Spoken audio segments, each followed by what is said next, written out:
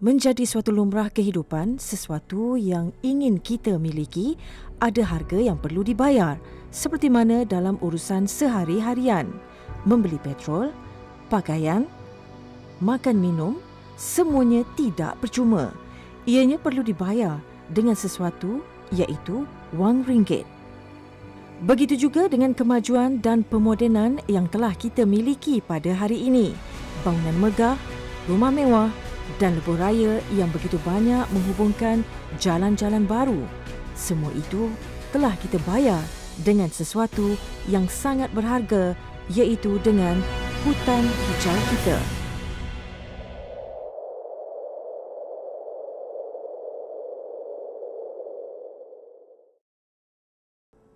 Banyak kawasan hutan yang telah dimusnahkan atas tujuan pembangunan dan komersial, pembinaan lebuh raya, projek perumahan dan perindustrian yang berasaskan pokok balak menjadi faktor teras kepada kemusnahan hutan.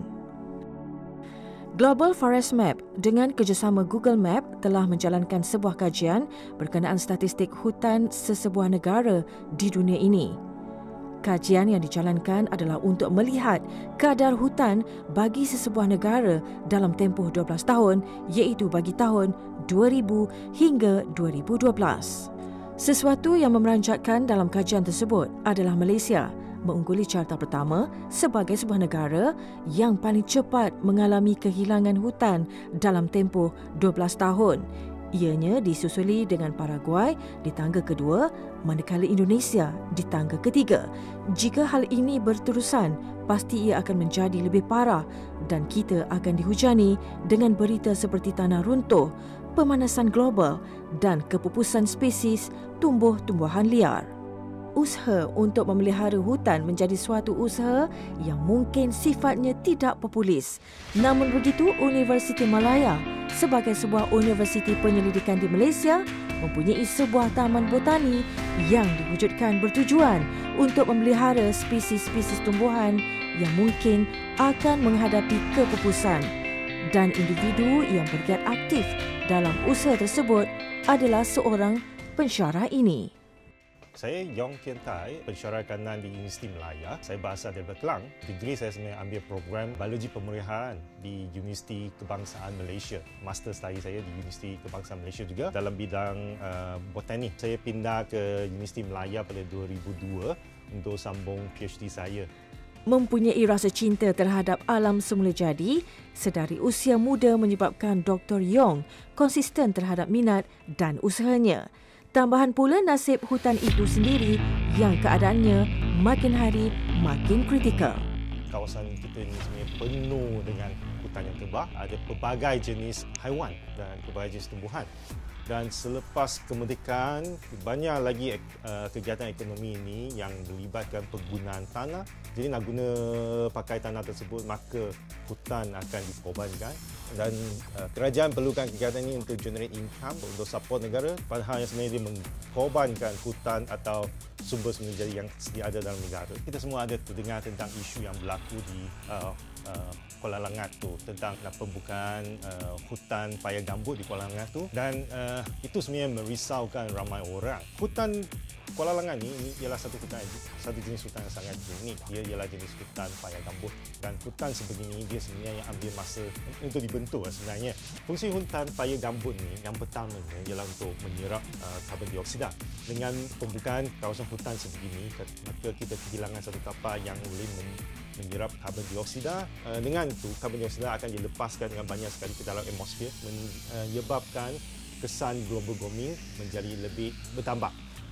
Salah satu fungsi taman ni sebenarnya ialah untuk pemeliharaan jenis-jenis tumbuhan yang jarang ditemui dalam negara.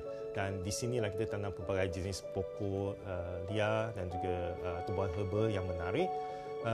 Tapi sayangnya mahasiswa dalam universiti ini bukan semuanya sedar tentang keunikan dan kepentingan taman botani ini. Rimba Ilmu memang mengalu-alukan mahasiswa untuk datang melawat dan memahami apa-apa jenis tumbuhan yang ada di sini. Datanglah belajar. Maka dengan itu dapat memupuk rasa cinta kepada hutan dan alam semula jadi. Meskipun ramai anak muda yang mungkin belum cakna dan sedar akan kepentingan menjaga dan memelihara alam semula jadi, akan tetapi masih terdapat juga anak muda yang aktif dengan aktiviti-aktiviti yang mempunyai matlamat untuk menjaga dan memelihara alam sekitar, khususnya hutan. Nama saya Muhammad Ikmal Nizam bin Abdul Rahman, berusia 21 tahun, berasal dari Petaling Jaya, Selangor. Saya dulu bersekolah di Sekolah Agama Menengah Bestari, Subang Jaya dan sekarang menyambut pelajaran dalam Sarjana Muda Ekologi Biodiversity di Universiti Malaya. Pada umur saya 18 tahun, saya mula terlibat dengan satu bantahan di Gemusang mengenai pembalakan haram. Jadi selepas itu saya berasa yang saya perlu belajar sesuatu supaya saya boleh ada sesuatu yang saya boleh sumbang kepada masyarakat untuk mengembang luaskan lagi tentang kesedaran mengenai alam sekitar. Saya percaya setiap mak ayah mahukan anak-anak mereka untuk menyambut pelajaran dalam bidang-bidang yang lebih popular seperti medik, kejuruteraan dan lain-lain. Dan ahli keluarga saya juga lebih mengutamakan saya untuk menyambut pelajaran dalam bidang politik dan pengajian Islam. Tapi saya memilih untuk menyambut pelajaran dalam bidang ekologi dan biodiversity kerana saya rasa dengan saya belajar program ini, saya akan dapat membuat kajian yang mana akan membuka mata lebih banyak pihak. Tidak seperti mahasiswa yang lain, mereka mungkin menghabiskan masa di pusat membeli belah dengan aktiviti-aktiviti santai jika mempunyai masa lapang. Berbeza dengan Nizam yang sering menghabiskan masa lapangnya dengan aktiviti-aktiviti sukarelawan alam sekitar sama ada dianjurkan oleh badan-badan NGO atau pihak universiti. Masa saya lebih kepada program-program melibatkan alam sekitar. Jadi kawan-kawan saya pun tak ramai yang minat, lagi-lagi golongan muda sekarang. Jadi bila mereka ajak saya nak tengok wayang, main futsal, main snooker, saya selalu tak ada masa untuk diluangkan. Jadi mungkin lepas ni bila mereka pula terlibat dengan apa yang saya lakukan, mereka lebih faham apa yang saya lakukan lepas ni. Kepada saya, perkara pertama yang perlu ditekankan kepada mahasiswa ialah bagaimana kita nak tekankan yang program melibatkan alam sekitar ni dapat memberi manfaat kepada diri mereka sendiri. Contohnya kita nampak satu masalah, contohnya sampah sarap yang banyak. Macam mana kita nak bagi ada pelibatan mahasiswa? Pertama, contoh kita terangkan bagaimana sampah tu boleh memberi bau yang tidak enak kepada mahasiswa. Cukup itu saja. Tak perlu cerita pasal ekosistem dan lain-lain.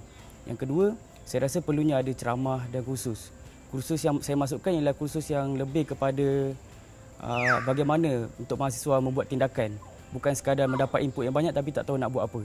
Dan Islam juga menuntut kita umat Islam untuk menjaga alam sekitar bagaimana dalam Al-Quran ada tulis mengenai sungai, bumi, pokok-pokok dan haiwan-haiwan.